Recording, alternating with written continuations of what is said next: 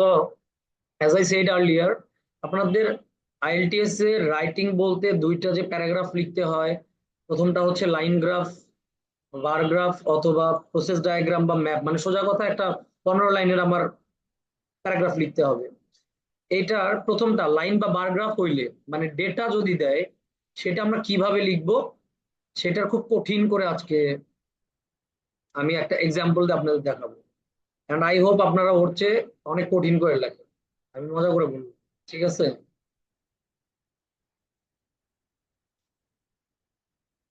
যেমন এখানে টপিক দেওয়া আছে, কি বলা দেখেন, রাইটিং টাস্ক 1, গ্রাফ, লাইন বা bar graph. You should spend about 20 minutes on this task. আপনার 20 মিনিট সময় থাকবে এটার জন্য বরাদ্দ।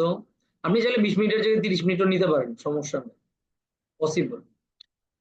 এখানে একটা টপিক দিয়ে দিবে, যেমন এখানে বলতিছে এই টেবিল দ্বারা চারটা দেশের 1994 সালে সামাজিক এবং অর্থনৈতিক যে পরিস্থিতিটা হয়েছিল ইউনাইটেড নেশনের দেওয়া তথ্য অনুযায়ী সেটা এখানে তুলে ধরছে।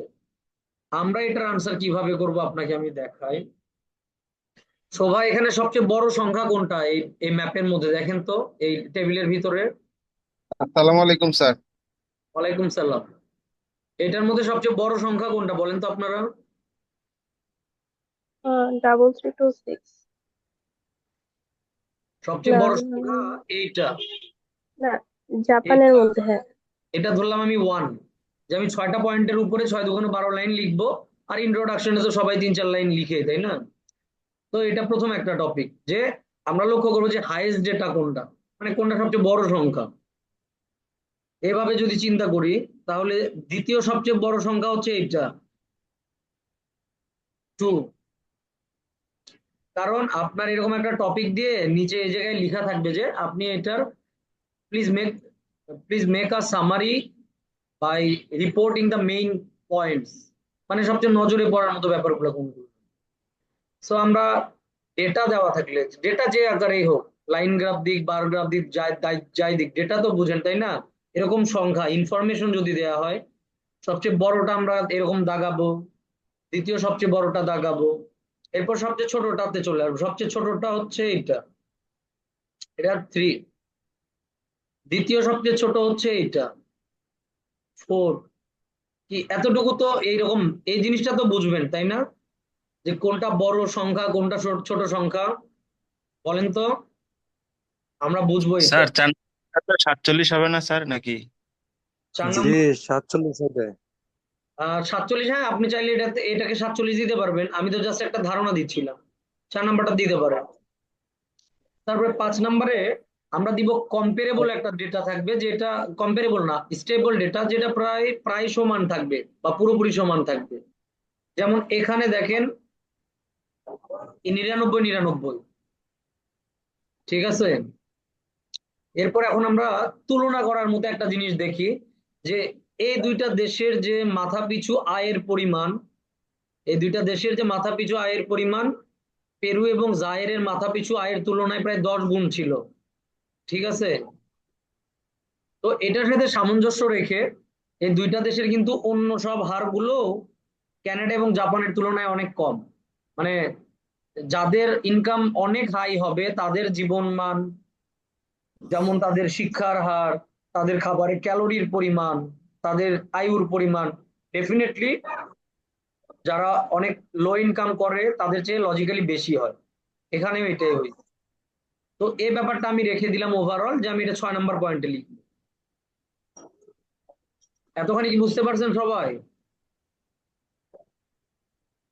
জি ইয়েস স্যার। স্যার। যে আমি এখানে কি, আমাকে এরকম যে কোনো তথ্য সংখ্যা দেয়া হলে আমি যেটা করব, আমি সবচেয়ে বড় সংখ্যা দাগাইলাম, আমি দ্বিতীয় সবচেয়ে বড় সংখ্যা দাগাইলাম, তারপর সবচেয়ে ছোট সংখ্যা দাগাবো, দ্বিতীয় সবচেয়ে ছোট সংখ্যা দাগাইলাম, তুলনা স্টেবল একটা ডেটা, মানে প্রাইস স্থির বা একই রকম ছিল, এইরকম ডেটা আপনি সবসময় নিশ্চিত ভাবে পাবেন। এটা 5 নাম্বার। আর একটা তুলনা করার মতো যে কোনো একটা ডেটা আপনার পছন্দ মতো আপনি বেছে নিবেন, ওইটা 6 নম্বর পয়েন্ট, ঠিক আছে? এখন এটা ইন্ট্রোতে আসি। ইন্ট্রোতে আপনি কথার কথা লিখলেন যে the given information shows social as well as এর জায়গায় as well as economic indicators about 4 countries. পরের জায়গায় কি লিখবো, যে about 4 countries in the year of 1994। এখানে লেখা ইন 1994, আমি লিখলাম ইন দ্য ইয়ার অফ 1994, কারণ আমার 4টা শব্দ সেম হওয়া যাবে না, আদারওয়াইজ কপি পেস্ট ধরবে, হ্যাঁ, প্লাগারিজম। সো ইন্ট্রোতে কি লিখবো, টপিকটা প্যারাফ্রেজ করব, যে the given information shows social as well as economic indicators about 4 countries in the year of 1994 as per United Nations statistics। এভাবে প্যারাফ্রেজ করব। সেকেন্ড, এই জিনিসটা as can be given from the given data, মানে নজরে পড়ার মতো, যেটা সবচেয়ে আপনার নজরে পড়ছে, লাইক এটা সবচেয়ে বড়, এটার উপর আপনি এক লাইন লিখেন যে as can be seen from the given data, Japan had annual income of $15,760 per person। এটা লিখেন, কারণ আমি এটা কইতে পাইলাম এই যে জাপান 15,760 কি অ্যানুয়াল ইনকাম পার পারসন ছিল জাপানের ইন ইউএস ডলার। ক্লিয়ার? এখন আপনি বলতে পারেন যে স্যার আমার তো এটাও ইম্পর্টেন্ট মনে হইতে পারে, আপনি ওটার উপর লিখেন, কোনো প্রবলেম নাই তাতে। সবার দৃষ্টিভঙ্গি তো ডিফারেন্ট হবে, সবার কথা বলার ধরন, চিন্তাধারা, এতেই তো আমাদের বিশেষত্ব। এখন আমরা সবচেয়ে ইম্পর্টেন্ট জায়গায় যাব, বডি। বডি নিয়ে আপনারা অনেক দুশ্চিন্তা করেন যে আমি এটার বডি কিভাবে লিখবো, একটা প্যারাগ্রাফের বডি, তাই না? এটা আপনি শুরু করবেন, the represented illustration clarifies that, তার মানে the given information shows that annual income per person কোথায় হাইয়েস্ট ছিল, জাপানে, এবং এটা কত ছিল, 15,760 ইউএস ডলার। এরপর দেখেন পরবর্তী 6টা বাক্যে আমি সেম স্ট্রাকচার ইউজ করছি, যেমন secondly the second highest annual income per person was at Canada and it was 11,100 US dollars. Thirdly, the lowest adult literacy rate was at Zaire and it was 34%. However, the second lowest adult literacy rate was at Peru and it was 68%. Moreover, interestingly, পুনশ্চ 12 যোগ করা হচ্ছে, যে ব্যাপারটা মজার, যে Canada এবং জাপানে বড়দের শিক্ষার হার সেম ছিল এবং এটা ছিল 99%। এই জিনিসটা বোঝাইছি, ঠিক আছে?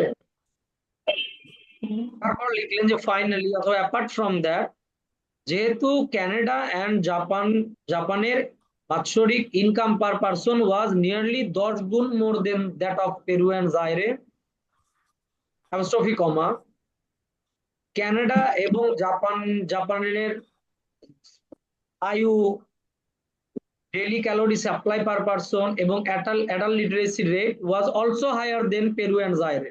মানে সোজা বাংলা ভাষায়, যে ফাইনালি কানাডা এবং জাপানের মাথাপিছু আয়ের পরিমাণ পেরু এবং জাইরের মাথাপিছু আয়ের তুলনায় প্রায় 10 গুণ বেশি ছিল। তাই এটার সাথে সামঞ্জস্য রেখে আমার ওষুধ লাগবে না। মানুষের আয়ু, তারপরে মানুষের প্রত্যেকদিন calorie intact, daily calorie supply, তারপরে অ্যাডাল্ট লিটারেসি রেট, এগুলো সামঞ্জস্যপূর্ণভাবে এই বেশি ইনকাম করা দেশের লোকগুলোর কম ইনকাম করা লোকগুলোর তুলনায় অনেক বেশি ছিল। বোঝা গেছে? এখন এতখানি নিয়ে আপনাদের কার কার প্রশ্ন আছে বলেন। মজার বিষয়, আমি কিন্তু বডিতে প্রত্যেকটা লাইন প্রায় সেম স্ট্রাকচারে রাখছি, প্রথম 5টা লাইন, প্রথম 4টা লাইন, হ্যাঁ, যে হাইয়েস্ট ডেটা কোনটা, লোয়েস্ট ডেটা কোনটা, হাইয়েস্ট ডেটা প্রথমে, তারপরে second highest data, lowest data, তারপর second lowest data, stable data যেমন এইটা, তারপর কম্পারেবল ডেটা কোনটা, যেমন এখানে, স্যার এটা জি স্যার যদি স্টেবল ডেটা না থাকে না, থাকবে তখন? থাকবে থাকবে 100%।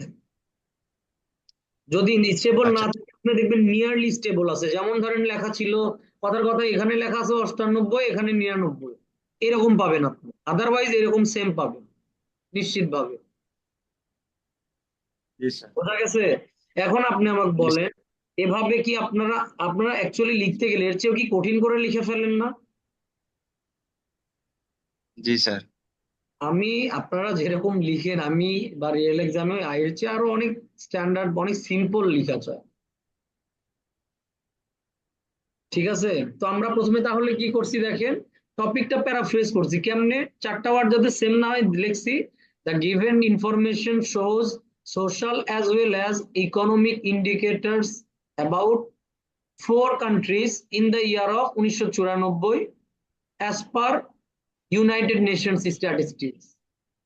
সেকেন্ড লাইনে সবচেয়ে নজরে পড়ার মতো বিষয়টা তুলে ধরছি যে, as can be seen from the given data, Japan had annual income of $15,700 per person। যে জাপানের বাৎসরিক মাথাপিছু আয়ের পরিমাণ ছিল $15,760। এটা ধরেন আপনার কাছে স্পেশাল লাগছে। সো টপিকটা প্যারাফ্রেজ করা একটা বাক্যে, আর দ্বিতীয় বাক্যে আপনার কাছে যেটা নজরে লাগছে এরকম একটা ব্যাপারে আপনি এক লাইন লিখছেন, তাহলে আপনার ইন্ট্রো কমপ্লিট। আর বডি লিখবেন এইভাবে। মজার বিষয়, আপনি যদি এরকম করে নাম্বারিং না করেন, হ্যাঁ, তাহলে আবার আপনি পারবেন না, দাগাইলেও পারবেন না, যে ভুলটা স্টুডেন্টরা করে। এখন সবাই বলেন, এতখানি পর্যন্ত কি কারো কোনো প্রশ্ন আছে? না স্যার। এই সেম ওয়েতে আপনাকে যে কোনো ইনফরমেশন তো বুঝেন, লাইক 0, 1, 2, 5, 10, এরকম কোনো সংখ্যা দেয়া, যত যেরকমই লাইন গ্রাফ থাকুক বার গ্রাফ থাকুক, এগুলো ডেটা। এগুলাতে আপনি এরকম দাগাবেন যে highest data, second highest data, lowest data, second lowest data, stable অথবা নিয়ারলি স্টেবল ডেটা এবং কম্পারেবল ডেটা, এই 6টা পয়েন্ট। ওকে, তাহলে আমরা নেক্সটে চলে যাই। নেক্সটে এই তো ডায়াগ্রাম প্রসেস, মানে আপনাকে একটা কোনো কিছুর জীবন চক্র বা একটা কোনো কিছুর উৎপাদনের প্রক্রিয়া দিতে পারে। যেমন এখানে তো দুইটা চিত্র দিছে। হুম, আপনাদের তো দুটো চিত্র দেখে মনে হবে যে এই দুটো চিত্রের পুরো কাহিনী ব্যাখ্যা কেমনে করব, আর করতে গেলে তো আমি শেষ। আপনার চিত্র যত বেশি হবে তত মজা, আপনার কম লিখতে হবে, কারণ আপনি 6টা পয়েন্টের মধ্যে এখান থেকে 3টা পয়েন্ট দেন, এখান থেকে 3টা পয়েন্ট দেন, তাতে আপনার পুরো সাইকেল যদি ব্যাখ্যা নাও করতে পারেন প্রবলেম নেই। কারণ এর টাস্ক 1 দেয়াই থাকে যে আপনি একটা জিনিস আপনাকে করতে দিলে অ্যাসাইনমেন্ট, আপনি 10 পৃষ্ঠা বা 5 পৃষ্ঠা পড়ে ওটা 2 পৃষ্ঠায় যা বুঝলেন ওটা নিজের জ্ঞানে লিখতে পারেন। ঠিক আছে, তো আমরা সেম ওয়েটা এটার ক্ষেত্রে অ্যাপ্লাই করব, যে এটার ইন্ট্রো কিভাবে লিখবো। দ্য গিভেন ইনফরমেশন শোজ, ও ভালো কথা শুনেন, আপনাদের এখানে যে জায়গাগুলো বোল্ড করা আছে, হ্যাঁ, এই তো বোল্ড করা অংশগুলো, এই মানে এদের গাঢ় করা, এগুলা আমার মুখস্থ লাগবে আপনাদের কাছ থেকে, আদারওয়াইজ কিন্তু লিখতে যে আপনারা ঝামেলা করবেন এই সিকোয়েন্স মেনটেন করা নিয়ে। হ্যাঁ, আপনারা মনে রাখবেন, first of all, secondly, thirdly, এই তিনটাই তো সিরিয়াল ওয়াইজ, তাই না? First of all, secondly, thirdly, তারপর however, moreover, apart from that. First of all, secondly, thirdly, however, moreover, apart from that. First of all, secondly, thirdly, however, moreover, apart from that. এইটা আপনি task 1 এর বডিতেও লিখবেন, task 2 এর বডিতেও লিখবেন, সেখানে line graph থাকুক, bar graph থাকুক, pie chart থাকুক, আপনার প্রসেস ডায়াগ্রাম থাকুক, ম্যাপ থাকুক, কোনো প্রবলেম নেই। ঠিক আছে,